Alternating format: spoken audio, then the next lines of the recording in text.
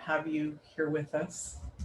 I'm Mia Sines, and my guest today is Megan Smith Brooks. She's a Unitarian minister. She has this beautiful book called Unraveling Grief, a mother's journey, a mother's spiritual journey of healing and discovery. And this is her book.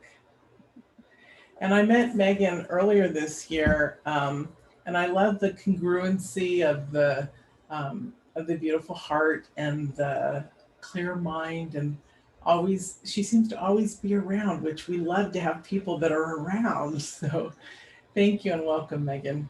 Thank you. I'm really delighted to be here to chat with you today. I've always enjoyed our engaging conversations, so I'm looking forward to sharing with you.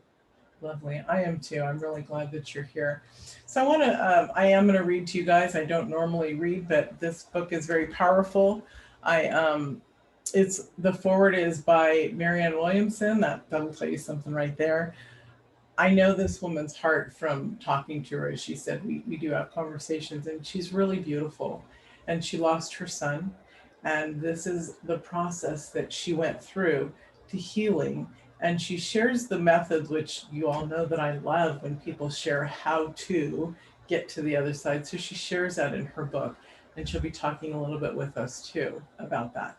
Unraveling Grief, a mother's spiritual journey of discovering and healing. And this is a story of courage.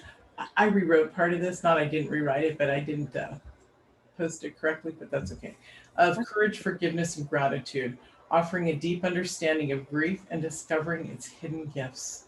Based on the traumatic loss of her son, the author walks you through the process of unraveling grief to embracing life with new sense of meaning. Here's a practical and spiritual guide for healing transformation for any loss of any kind. And we all know, and I'll say it a million times, I'm not an actress. I don't like to memorize or read on camera. I'm really good at being spontaneous. So, Megan, this was a really powerful book for you to write. Would you like to give us a little bit of background? A loss like this for any mother is tremendous, and it will stay with us for eternity. So, will you share a little bit about what inspired? Well, we know what inspired you to write the book, but there's those who would write it and those who couldn't actually get to writing it, and you got to writing it. Well, it's been a process. And, I talked about in my book, I was really grateful that I already had a spiritual foundation when my son died. And I know it would have been much more challenging had I not had that. Already some tools and practices. As an ordained minister, I was serving a community and I was serving others when they were in crisis. But it's a very different thing when you have to walk it yourself, when you have to apply it to yourself. And so my son Justin was 29 years old. He struggled with alcoholism and addiction, and he had non-Hodgkin lymphoma when he was 18. He had a challenging life. He was really trying to turn it around at that time that he died, which probably makes it even more heartbreaking for me.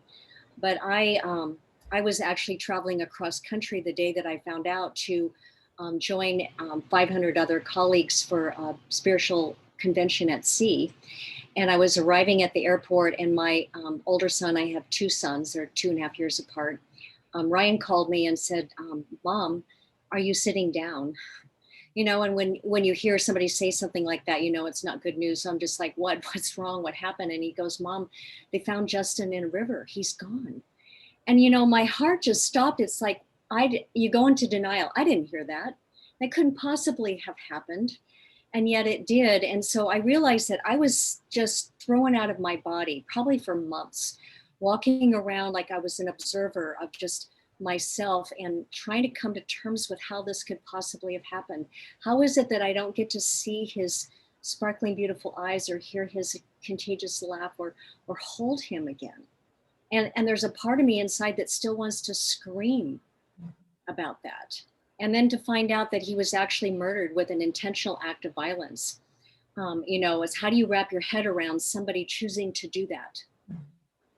So the journey began for my own healing, but eventually I realized that we don't understand how to process grief very well. We're not taught that as part of our human experience. And yet, until you've experienced it, you don't know what it's really like. And so there's an awkwardness and an avoidance of it.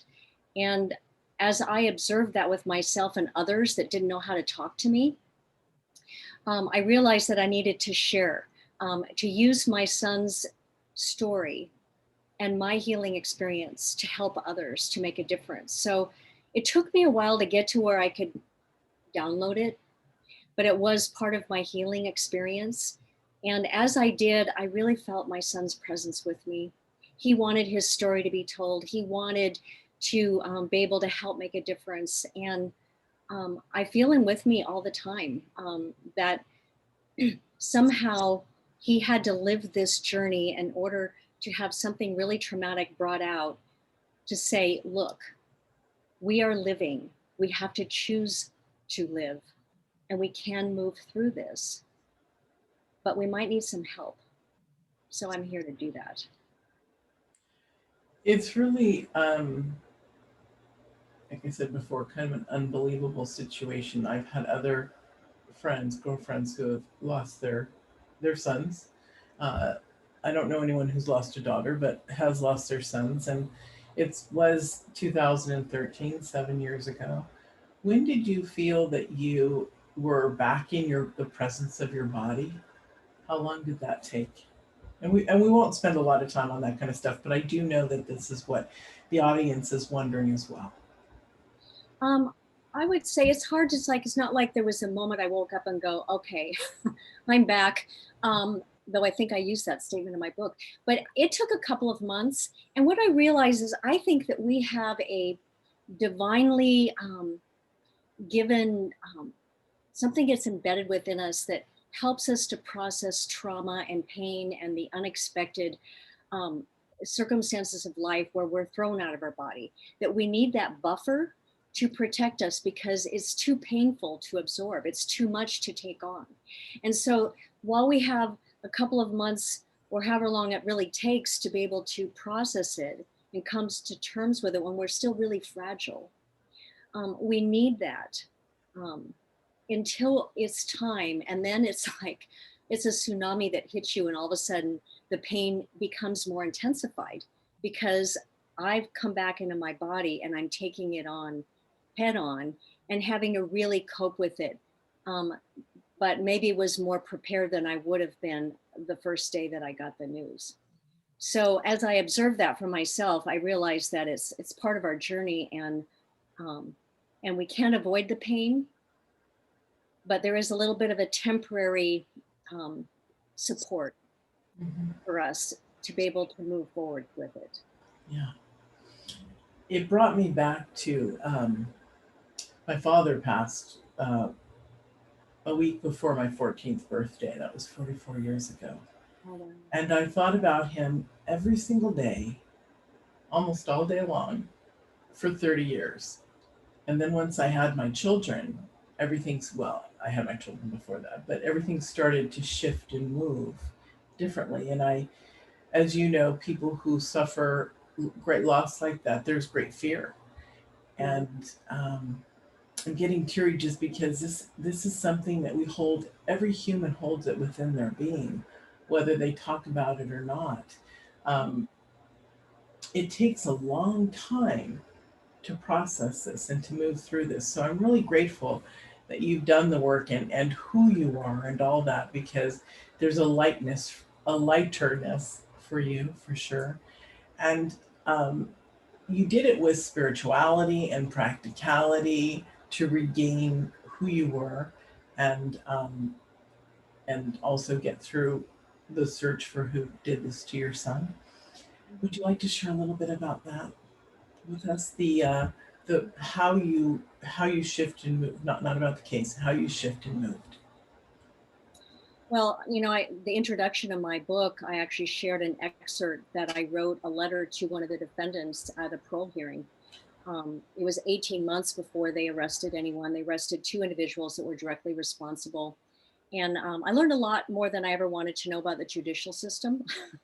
It's a very slow process and it's frustrating at times, but I had to just give it over and trust those that were involved because I clearly didn't have control over it.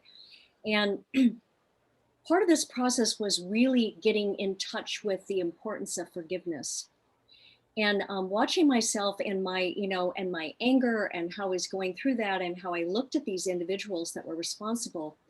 And the one that I went to the parole hearing for he was only 19 years old when this happened. And I realized how many lives were impacted by one act of stupidity, of violence, I mean, you can't put your head into imagining what causes somebody to choose to participate in that way. And so I realized that from a spiritual place, we don't always remember that we're divine. We don't always know that we're divine. We don't act from that place of our divinity. We react to life from our humanity, from a survival base, from fear. And that's the only place that you can really, truly take an action like that. And so I began to realize that. And when I wrote this letter, there was a victim advocate in the judicial process that supported me and said, write out your feelings because you can speak to this person, but you want to be clear with that. And it was a very safe environment. They had him in a separate, at the prison, it was on a video camera. I could see him, but he couldn't see me. And I really wanted to share from my heart. My heart was ripped out. I want to scream. I still feel like that. And I wanted him to know the impact that it had on myself, on my other son, my Justin's brother, and my son had a 5-year-old daughter, and her life and every family member, but his own family that was impacted by his action and being separated. I wanted him to know that and that he was where he needed to be because it's a consequence of his action. And yet I practice forgiveness, and forgiveness is about energy. It's about releasing that burden that we carry around with us that can be a toxic poison if we don't release it. And so I told him, I forgive you, but I hold you accountable for your actions. And I hope you use this experience to learn about yourself, to perhaps heal and transform yourself so that when you are released someday, you can be a better citizen than you were the day you walked into that prison. And that's how I've looked at it. Otherwise, it would have destroyed me. I noticed in the book that you used poetry, others' poems, to heal your heart as well. How did that feel? Because some for poetry, it rips them right apart, some it heals them. And I love poetry myself. So how did that, I want to talk about all the processes, or at least as much as we can. So how did the process of, did you write your own poetry as well? Because I didn't catch that part. There is something that I wrote, but it was too personal for me to share. Um, but I like to use others too, because poetry is a way of getting to the heart. It anchors us emotionally, and it maybe breaks open, as you said, it breaks us open, but that's a good thing. It is. Because we have to go deep into feeling everything at the depth of us. If we cover it up, if we pretend it's not there, then it's just going to blindside us later, sabotage us in some way. And so poetry can be a way to open our heart in a way that it needs to be, to perhaps let the tears flow and to begin the healing process. Because if we don't go deep into ourselves, we're not going to fully begin to heal. And so I sought words that spoke to me, that triggered perhaps an opening, a beginning to open up in the place that we needed to be in the healing process of grief or any kind of pain and loss. And that would maybe be a trigger for what I wanted to share then, beyond that. You have meditations in there that people can use the link to listen to for healing. You have other processes and tools. Would you like to talk about those? Yeah, as a minister, meditation and guided meditations have always been an important part of my spirituality and my teaching and what I offer to others. And so many years ago, I actually created and produced guided meditation CDs because it's a way of gently leading us into a deep place within our own heart. so that we can begin to accept, maybe let go, and transform the energy that we have embedded within every cell of our being, and that there isn't any other way to get to it. And so I wanted to offer something that would be practical, meaningful, and useful. And the first one that I offer in there is, I put the guided phrases that I use so that somebody could follow it themselves. It's really empowering if you can even use it to record your own voice with it. But to have the link for me to lead you through, the first one's about breathing. We aren't taught to breathe either. We naturally know how when we're born. If you watch a baby breathing and their little bellies going up and down, because they're breathing with their diaphragm, and then the fear and the energy of life, we withdraw, and we start shallow breathing. And we don't get all the oxygen we need. So it's a whole mind, body, soul connection that if we're not breathing, we're not going to be able to heal very well. So I start with that one, and then go to listening, and then go to feeling deeply, and then embracing gratitude. So each one of those is a progressive process to support healing. That's beautiful. That's beautiful. And you have some other stuff in here too, other tools. In the book, you have actual workbook, guys, which is really powerful. Exercises. Yeah. Well, not a horrible workbook, but exercises, yes. Yeah, I love it when people provide how to get to the other side. That's always been my big thing, is let's give them the information too. So that's really beautiful. Yeah. And I come from that place too. If it's not practical and useful, or it's like give you something you could actually use that will get you through where you want to be, then it's a missing link. And I needed to share my story. And I went back to the beginning of, really, at the time my son was conceived, and at the time he was born, because it was about my relationship with him too. And a lot of spiritual insight and guidance came to me during his life that was part of the foundation that I needed, that was there for me when the most traumatic, heart-wrenching thing ever happened in my life. And so I wrote the book where there's a part one and a part two. So it's like the before and the after, because the after was when something like that happens, you're changed to the core. You're not the same person anymore. And yet you don't realize that's what's happening. So a big part of the healing is coming to know who you are now, and who you're, the gift is what's being offered. It's like maybe there's something within you that you never dug deep enough to find. And that by going into the heartache of grief, you can discover a valuable part of yourself and bring it out into the world and share it. Will enhance who you are, because you had the courage to walk through this. And that's what I wanted to offer in this book. It's really beautiful. And once somebody generally experiences death and grief like that, they tend to fear consistently about others in their experience, that they're going to be gone too. So you sound very clear, very healed, very on the other side. And of course, that doesn't mean you don't miss your son, but there's a difference between allowing your life. And I remember for years, when I dreamt of my father every day, or thought of him all the time. I mean, I dreamt of him every night. Mm-hmm. And in that, I was worried that my husband would die. I was worried that my children would die, until I worked it out. Mm-hmm. It's quite a heavy burden to bear, and it can be healed. And you're proof of it. Many people are proof of it. And why not heal it now? That's the thing that I'd like people to understand too, is if not now, when? We carry things of our mothers and fathers with us.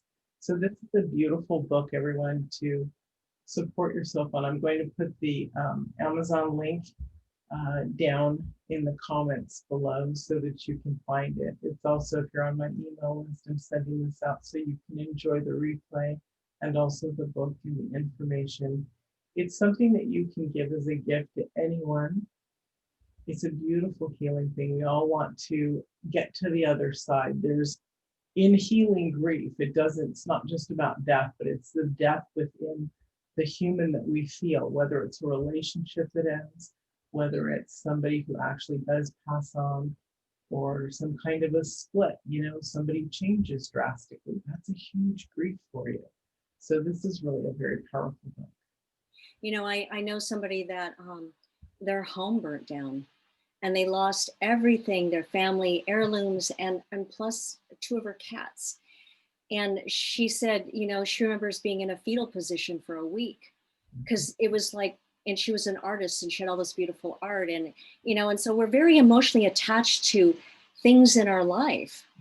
But most especially, a relationship with someone. I know, and I have to share that 4 days before Thanksgiving this year, I have 4 younger sisters, and my middle sister, who struggled with alcoholism and depression, chose to drive her van into an icy cold lake and take her life.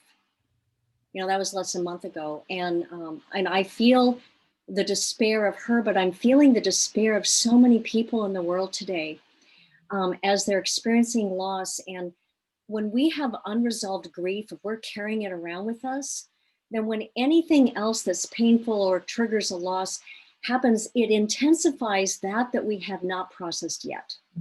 So it's really important that we process things along the way, especially the small stuff, so that maybe we're better prepared when the bigger things happen. But, this is something that impacts all of us in so many ways. And I look at how people have been managing the last year with COVID and the restrictions, and those that have some foundation are able to look at, okay, what can I do? What are my options? How do I move forward with this with grace? And those that don't are resisting it, they're fighting it, they're feeling like their life is taken away. And yet we're all dealing with the same thing, aren't we? And what do we have to do today? How do I want to live today? I can still choose that. That's what I love about this work and choice, because we can choose to not get knocked over again. We can choose to stand up and do the work and clear it all away. If not now, when? Literally, that's why I asked her, if not now, when? Because we all know what it's like to have something devastating that knocks us down. 6 years, 60 years, whatever. And it could be 6 days or 6 months instead of the years and all that time. So wouldn't you rather heal the unresolved issues? Yeah. I think it's a great choice. And I really do love this book in the fact that it's her story, but also that it can really support and heal. I love all the tools in it. It's just really beautiful. So grab your copy off of Amazon for yourself. Go have a beautiful healing holiday, and also send one to a loved one. That's really lovely. Anything else you'd like to share, Megan? One of the things that was really important to me in writing this that I think resonates a lot with the work you do, and that's about self-love and self-care. That when we are going through something traumatic and we're very fragile, it's really important that we're gentle with ourselves, that we find ways to love and nurture ourselves, because we all need that warm hug, that's something. And so I started to look at what would support me. I was really grateful when this happened. I was living in Pasadena, California, and I was running this adorable 2-bedroom guest house and this estate where I had this 40-foot swimming pool and this wonderful hot tub with this water going down into the pool. And that was my nurturing, healing place, surrounded by fruit trees and beautiful plants. And I spent so much time in that water, just letting the tears flow, so that I could release all that energy and allow it to just bathe me with something that was comforting. So walking through that process of self-care and loving yourself allows you to establish some permanent lifestyle patterns too, that will be useful from each day forward. And I want people to understand, look, guys, this is exactly why this work is important. Any of the self-love work, any of the healing interpersonal wounds, your dialogue, all of it. Because, and here's a fabulous point that I want to make. Because you've been doing your work for years, you were at a specific place when you absolutely needed that healing, right? You were in that place with the pool and all of that.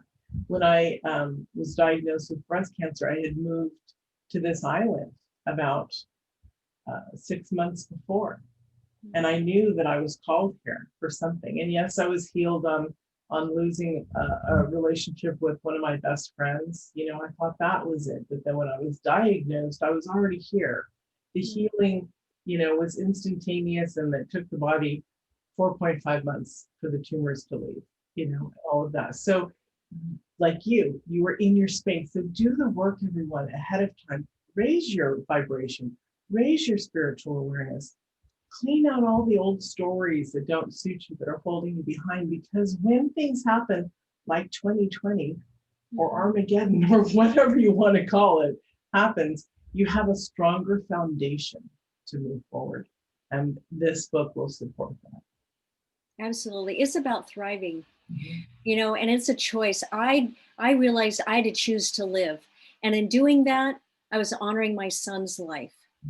And I talk a lot about how we discover the legacy that our loved one offers us, but then it's our turn. If I look at my life as I'm living my legacy, it is the gift that I offer those that I leave behind because of how I chose to live today. It's really important. I agree. I love that. You know, I haven't heard you say that before, but I love it, because that's how I shifted my life over 12 years ago. Was I wanted to leave a legacy for my kids, that they could do whatever they wanted. And so just even see me get out of a wheelchair, recreate my life at the time from an accident that I had, that was my legacy for them. And what actually turned out on the other side was I created this great life, and they got to experience that, and they got to move through it, just like your children have seen you move through yours. So any parent out there that thinks that, you know, a legacy, they don't know how, or read this book, start reading, start educating yourself on how to recreate your experience so that everyone knows that you love them, you feel loved. There's something that you're leaving behind that is actually supporting people in growing their inner core. And that's what it's about. It's not about how many mansions you can live, Right. how much is in the bank. On our deathbed, we think about our loved ones, and we must know that they know that we absolutely love them and everything's okay. Otherwise, we're not going to go away in harmonious fashion. Well, you know, I have to say, one of the greatest gifts that has come from this book that probably made it all worthwhile is when my son, Ryan, he's 39 years old now, when he got his copy and he read it, he called me sobbing. He said, Mom, I thought I was going to go to bed and read a couple hours. He said, at 4 o'clock in the morning, I couldn't put it down. I read the whole book. I'm like marking it up. And he says, Mom, I had no idea you had this in you. And but you helped me. I have a chapter on sibling grief and shared some of his words. But he said, I took a quote out of it. I put it on my desktop. And, you know, I don't remember everything I wrote, but he said, I put on my desktop, every day we get to choose. How will I show up? How will I make a difference? And he said, I'm going to live my life that way now. And that made this whole book worthwhile when he shared that with me. Yeah, there's so many transformational aspects of the ripple effect, right? How many people this situation affected, and how many healings were affected too. It's beautiful. Yeah. Anything else you'd like to say to the audience before we say goodbye? You know, my heart goes out to everyone that is struggling with grief, that's impacted by the pain from loss. And if this book can be something that can support you or someone that you love, then my work is worthwhile. I know that it's important, that we need to be courageous enough to bring grief into our conversations and to not be afraid of that. It's an important part of our living. Just as much as joy, you know, we thrive for that. But, you know, the energy and the intensity of pain and grief is the same spectrum, that intensity. We just have to be able to take it all in. Yep. So I invite you all to do that. And if this book can help you, then I've done my work. And of course, being a love teacher, I have to say this. So emotions are love. On the other side of grief and fear, what is there? Love. So Absolutely. get through those emotions and enjoy the happy side, literally. It's loving yourself by embracing it all, right? Yeah, it's beautiful. Thank you so much, Megan. This was lovely to have you on. You're welcome. Thank you so much for inviting me. Yes, and thank you all for joining us today, and get yourself that book. Okay, good. So I clicked it up. Oops.